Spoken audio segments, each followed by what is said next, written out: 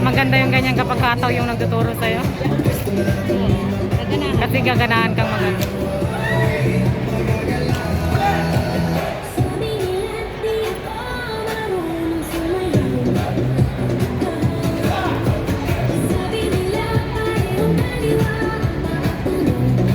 Ganda naman.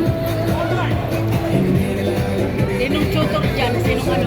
Lalaki? Yan po yung ano namin. Yung green namin yun. Ito po. Ayan pinakasin. Parang guest lang. Paano ang lumali dyan? Join po kayo. Ito po yung zip. Kaya, paano sumali? Sige na po kami ng Sumayaw ka lang pagkatapos 20 yata. 20. Parang paano lang natin. Alam yan. Kasi ano, ang ganda kaya. Exercise ba? Marami po pawis mo. Oo. Hindi lang po ako kasi Dapat every Sunday dito. Dapat every Sunday.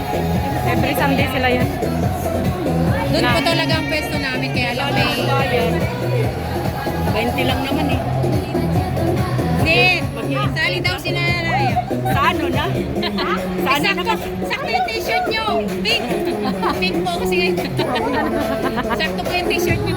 Gusto ko nga yung ganyan, yung may nag-ano, magbayad. Exercise ba? Parang sa Pinas lang din na magbabayad ka rin. Yan, mga sumali lang yan. Zumba yun. 3:30 po to 5:30 yan. Ah, okay.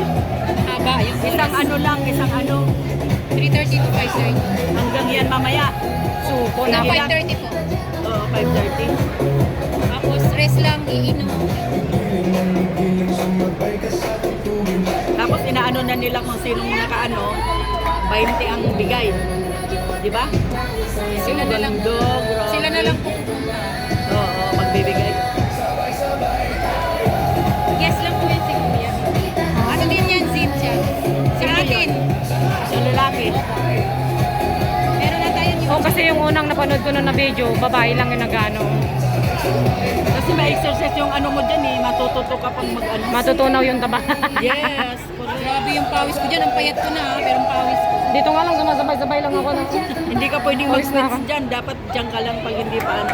Sa workout po, hindi ka, ito, pag Zumba, grabe ang Pagpawisan pawis. ka talaga. Pero sa mga exercise, hindi ka. Ah. Pero pag dito, grabe.